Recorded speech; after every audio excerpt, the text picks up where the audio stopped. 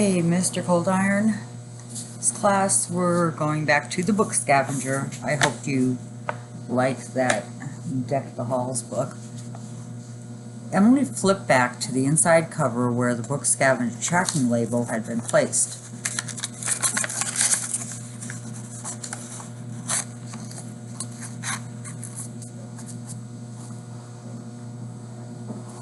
She had flipped past it the first time, assuming it had been it had the registration number listed as was typical, but now she saw it did not. Instead of a tracking number, there were 6 symbols.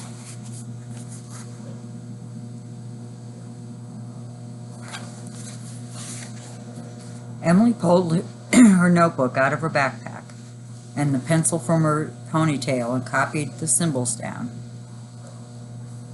She began playing around with different possibilities for how to solve the puzzle. She rearranged their order. She drew them combined with one another like putting together a jigsaw puzzle. There were only 6 symbols, so it was a 6-letter word, or did each symbol represent a word, making it a 6-word sentence? At one point, she felt her brother studying her work. She looked over and he pulled out an earbud. Just so you know, I don't think your book scavenger is stupid. Emily rolled her eyes. I don't, Matthew insisted. Not any more stupid than you think my Flash videos are. It was fun when we used to do book scavenging. Today was fun too. I just like the other stuff more now. So when I have a choice, I'm going to choose the other stuff. I don't expect you to choose Book Scavenger or anything else with me, Emily said quietly, but you don't have to be so mean about it. James's words came back to Emily with their fight. She'd said Mr. Quinsley's challenge was silly, and he shot back by calling Mr. Griswold's game the same, and then asked her how it made her feel. Her brother talking about prioritizing his own interests over hers wasn't that different from her prioritizing Mr. Griswold's game over the cipher challenge. It made her feel sick to think she might have been dismissing James, a new friend she wanted to impress, the same way she felt her brother had been dismissing her. Matthew, her brother was about to put his earbud back in, but waited. I don't think Flush is stupid either. You better not, Matthew mock-punched her arm. They're not just great musicians, they're my buds. Oh, trust me, I know. Chapter 31. After Emily and Matthew returned home, she spent over an hour trying to decode the odd little symbols on the flyer with no luck. The message was so short, using frequency analysis didn't amount to much. Only the backward L symbol was repeated, but that could still be a letter. Even if she tried replacing it with a commonly used letter, she had no idea of knowing if it was the right one, and it was incredibly difficult to fill in the other symbols in a way that made an actual word. Like if she used E for the duplicate symbol, it would be blank, blank, E, blank, E, blank. Themed, pieced. Those were both words, but how would she know which one was the right word, if either one was at all? Or if she used T, it would be blank, blank, T, blank. Was that even a word? Astute? Or A? Blank, blank, A, blank. She had to look that one up to make sure it was an actual word. Gravel, weasel. Those were almost words, but they weren't spelled right. She wadded up her paper and threw it across the room, where it bounced off the reindeer ears that were now sitting next to the raven box. Yeah, I'd rather be working with him on this, too, she snapped at the antlers. How had she ever enjoyed being a solo book hunter before? It was so quiet and laughless working alone. James' floorboards had creaked earlier, so she knew he was home, but there was no way she could ask for his help now. She had tried getting a hint from Raven on Book Scavenger, but there was no response, which was especially annoying because Raven's online light was green, so she was obviously ignoring her. The only other cipher expert she could think of besides James was Mr. Quinsley, and there was no way she was asking for his help either. Interesting form of note-taking, Miss Crane. He would probably dismiss her with some admonishment to study more and play less. Oh, a bolt of inspiration struck. Emily dug through her backpack, gently laying her notebook and the gold bug aside, then tossed out various scraps of paper until she found the bent calling card of the poacher who stole her book at the ferry building weeks ago. Babbage. That was the name. She remembered Booker had been listed on the profile too, so they were schoolmates. Not that that meant much, since it was such a big school. She probably had a stronger familiarity with the window cat she passed on her way there than she did with 99% of the kids at Booker. She would send Babbage a message and ask if he or she wanted to meet up at school to talk ciphers. Maybe she would even mention this new puzzle. Puzzle people usually can't resist at least looking at a new one, if not attempting to solve it. Fingers crossed, Babbage would reply to her message. On Wednesday at school, she did her best to avoid James. She didn't need him anyways. She'd quickly formed a new clique with the seagulls, who hovered around her at lunchtime. She flicked a piece of bread to a seagull she'd begun calling Bob, because of the way he moved his head up and down while he was watching her eat. "Tomorrow's Halloween, Bob," she said. Bob twisted his head sideways and stabbed his beak at the piece of bread. "Do the kids normally dress up here, Bob?" He nodded. "I don't know if you're trustworthy, Bob. I get the feeling you'd say anything for more food." She tossed another bit of crust his way.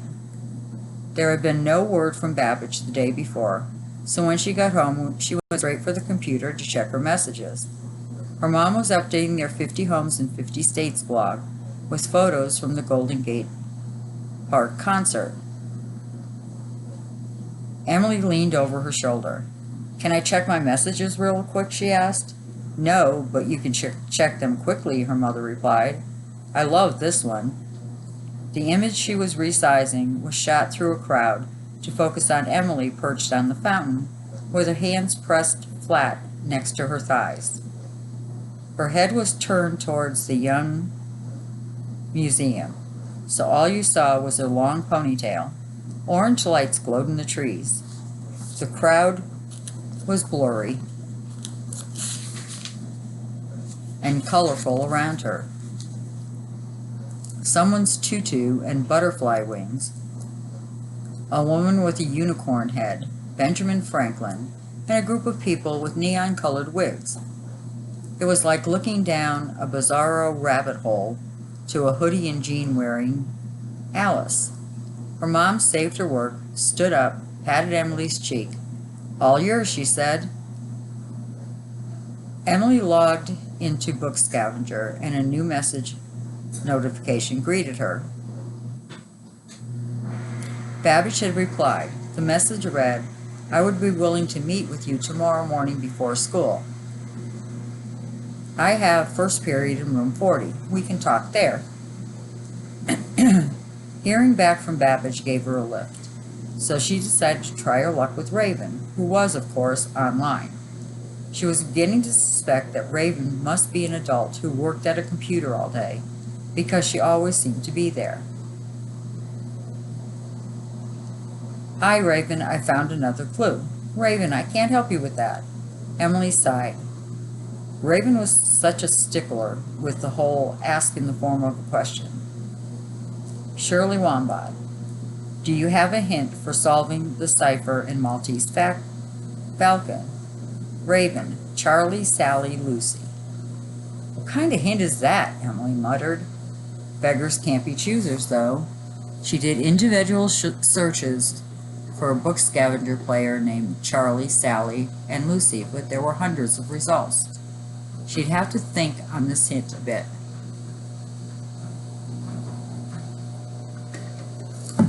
That night, in anticipation of meeting Babbage, she double-checked her bag for school, making sure she didn't forget the Maltese Falcon. She'd taken to always carrying the Gold Bug and the Poe collection of stories with her, too. Because her backpack was so bulky, she almost removed them. The 2 Poe books were the smallest ones and barely added any bulk, so she left them in. Anyway, what if she and Babbage really hit it off talking about ciphers? She might want to tell him or her about Griswold's game, or at least show the original hidden message and how it worked.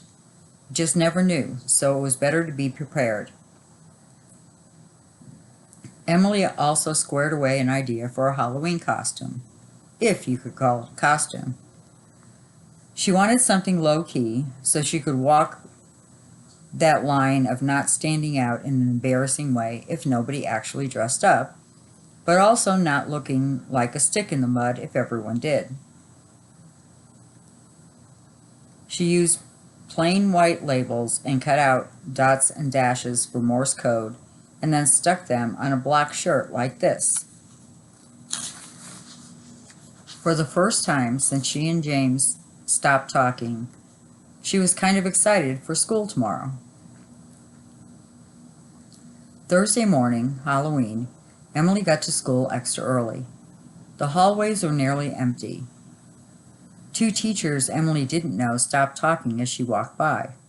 One dressed in a striped red shirt, matching knit hat, and round black glasses raised his hand in greeting, and the woman dressed as a mad scientist added, "Morning."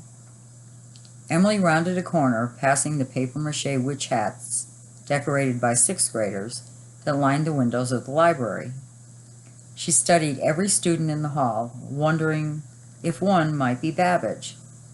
A boy wearing a panda hat and a Giants jersey, 2 girls with cat ear headbands and their faces painted with whiskers. Room 40 was where she and James had social studies with Mr. Quinsley, so she shouldn't have been surprised when she stepped inside to see him there, grading papers. Oh, Emily stepped backwards. I was supposed to meet a student here. Mr. Quinsley set down his pen. He hadn't dressed up for the holiday. Shirley Wombat?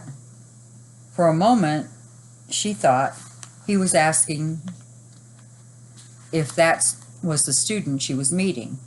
Finally, she understood that he asked if she was Shirley Wombat. You're Babbage? She knew adults played book scavenger, but she didn't think that meant teachers. At your service. His eyes flicked down to her t-shirt and then back up. He cracked a smile. "Boo to you too," he said. Emily's face warmed. I wasn't sure if kids dressed up for Halloween or not. Mr. Quinsley nodded. "Clever. Subtle. I like it. So you have a question about a cipher?" His eyes narrowed. "This isn't one of the submissions for class, is it?"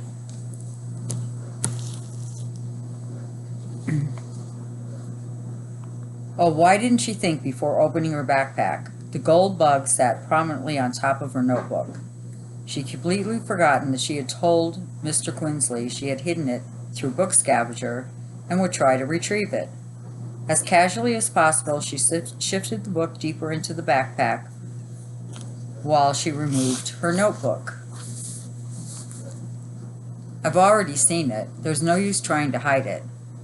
It would be much worse if you lie to me. You can trust me on that."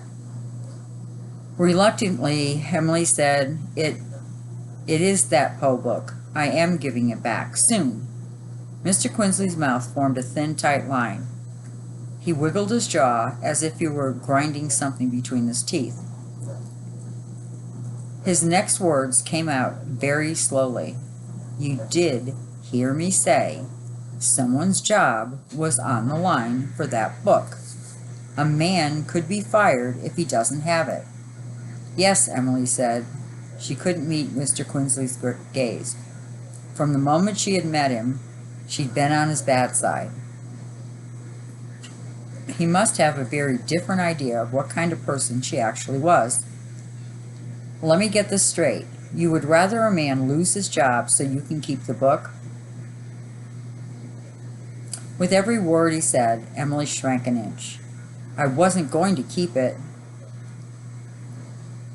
He held up his hand to stop her and then turned it palm up. Give me the book. She had to make him understand. Mr. Quinsley, it's not what you think. It's Mr. Griswold's next game, and I can prove it.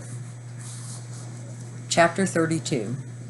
Mr. Quinsley dropped his hand to his desk and didn't say anything. Emily wasn't sure if that meant he was surprised or not.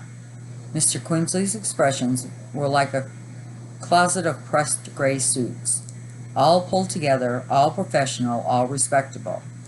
But it was hard to tell from day to day if the gray suit he wore was the same or different from the one he wore before. She flipped open the gold bug to the Bayside Press symbol that had a raven in place of the seagull. That was my first clue, she said, and then I found a secret message in the story. Mr. Griswold made this book with typos intentionally left inside. If you find the typos and list all the correct letters in one line, it spells the first sentence of another Edgar Allan Poe story. Quinsley picked up the book and flipped through it as Emily recounted the rest of the scavenger hunt so far. And now I'm stumped on the clue I found in the Maltese Falcon. That's what I thought you could help me with.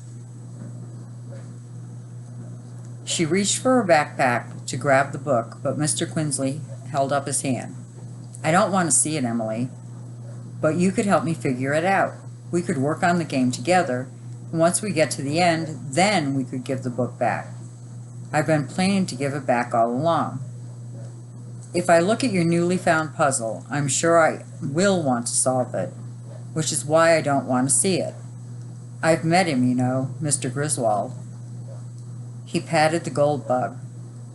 Then you should understand better than anyone, Emily pleaded. People are saying that he might. Emily ducked her head, focusing on Mr. Quinsley's desk. She couldn't say the words. She had stopped checking for updates on how Mr. Griswold was doing, because she was afraid the news would be bad. He would want his game played. He would want me to finish it. Emily didn't look up, afraid Mr. Quinsley wouldn't get it, just as James didn't. You're probably right, Mr. Quinsley said, and it's fascinating to learn about his game and everything you figured out already. I'm glad you shared it with me, but it doesn't change the fact that we need to return the book. Emily couldn't do anything but blink at Mr. Quinsley. How could she want to return the book after everything she had told him? How could he resist not knowing what lay at the end of Mr. Griswold's game? She almost felt tricked. But why, she finally managed to say. I know who this book collector is. Mr. Remora. I met him. Mr. Quinsley raised his eyebrows, which might be the closest he'd ever come to looking shocked. James and I took a tour of Bayside Press, Emily said by way of explanation. Now, both of Mr. Quinsley's eyebrows went up. We ended up getting to go to Mr. Griswold's office. Mr. Remora was in there when he wasn't supposed to be. Later, we overheard him doing business at Hollister's bookstore, and he just wasn't very nice. You might have caught him on a bad day, Mr. Quinsley said. You walk into dangerous territory when you make judgments against a person based on limited interaction. Emily couldn't believe Mr. Quinsley was trusting the word of a man he didn't even know over hers. Mr. Remora says he needs the book back for his job. but Mr. Griswold had already hidden it for the game. It wasn't supposed to be in Mr. Griswold's personal collection when I found it, so why would Mr. Remora be saying that it should be? Do you know it wasn't supposed to be in his personal collection when you found it?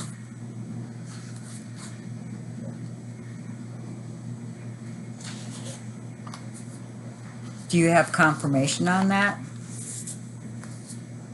Or are you just making an assumption?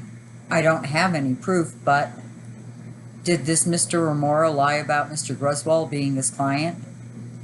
She tugged at her backpack zipper. No. Did he lie about the gold bug belonging to his client? No. So you haven't actually caught him in a lie. What it sounds like is you really want a reason to keep the book for yourself, if only for a while. I'm sorry, Emily. I really am. I understand where you're coming from, but some things are more important than games. The possibility that a man genuinely needs the book for his own job security trumps any game, no matter how intriguing. Are we clear on this, or do I need to call your parents? Emily swallowed. We're clear. Mr. Quincy put the gold bug in his top drawer and returned to his grading. Their meeting was over, and on top of everything else, she hadn't even gotten any help with the Maltese Falcon cipher. Emily left his room, fighting back tears. The hallway had filled with an assortment of costumed kids now that their first period bell was about to ring. Emily bumped against the skeleton's backpack. Sorry, she muttered. She turned corner after corner until she was in front of her locker. She spun the dial and tugged the door open, ducking her head inside under the pretense of sorting things into and out of her backpack. She wiped her nose and stared at the dark recesses where the gold bug had been. Later that day, Emily averted her eyes from Mr. Quinsley when she walked into social studies. He stood at the head of the classroom as usual, arms crossed, and occasionally nodding at students. Good afternoon, Emily, he said as she walked past. She kept her head down but bent her mouth into a smile for politeness' sake. She took her seat next to James, averting her eyes from him too. She caught him looking at her when she pulled her binder from her backpack. Maybe it was her imagination, or maybe it was the Cookie Monster hooded sweatshirt he wore for Halloween, but she could have sworn he looked worried before he turned his attention back to his logic puzzles. She had been using the back exit ever since those men chased her and James, but today meant going through the crowded crowds waiting at the haunted house cafeteria. She wasn't in the mood for any of that, and it had been 4 days since they'd seen those men. She doubted they were still looking for her, especially since she posted on Book Scavenger that she didn't have the book, which ironically, Emily realized, was now true. So what did it even matter anyways? She craved a familiar face and decided to brave her regular route and stop at Hollister's. Before she passed through her school's main entrance door, Emily studied the idling vehicles in front. No sign of the old tan car. The afternoon was hot and the sun intense as she walked up the street.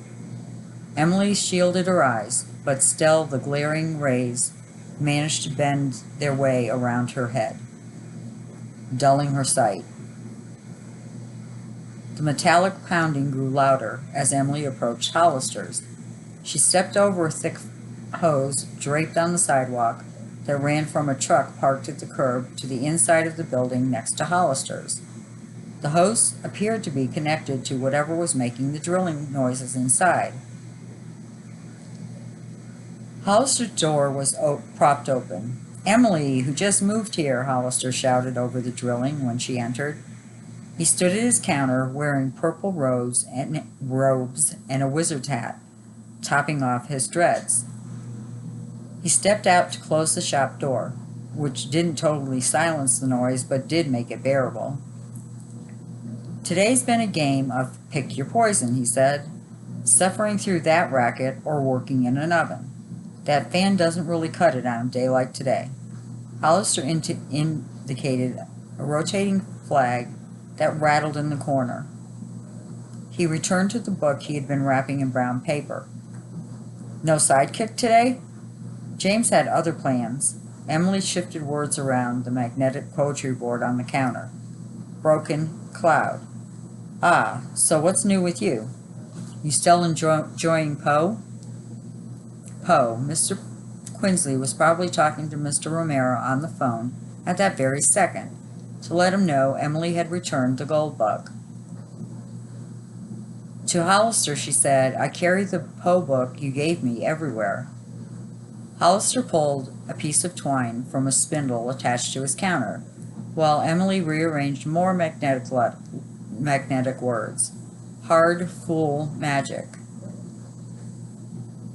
He held the paper folded around his book with one hand and the twine with the other, looked for a pair of scissors laying near the book, to the twine, and then to Emily. You mind? He asked, nodding towards the twine. Oh, sure. Emily picked up the scissors and leaned across the counter to clip the twine. She watched him wind it around the wrapped book and tie a neat knot.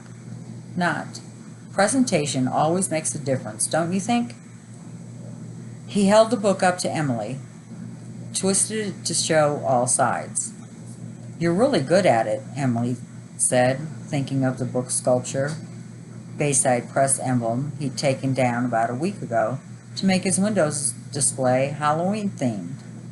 Hollister pulled out a notepad from the shelf underneath the counter and flipped through the pages until he found what he was looking for. He held the notepad up. Can't read my own writing. Emily leaned forward. It looks like 2634 Octopus to me, she said. Probably Octavia Street. Hollister jotted down the address on a sticky note and placed it on the wrapped book. Is that from Mr. Romero? The question came with the memory of Hollister offering to deliver him a book the last time they were both in the bookstore. As soon as she asked the question, Emily realized she already knew the answer. Mr. Romero had complained to Hollister about living on Fillmore Street, near the Fillmore, which struck Emily's brain thanks to her brother. She even almost remembered his address. It was something repetitive with sevens, like 1717 or 7171 or 7711. Hollister studied her for a moment,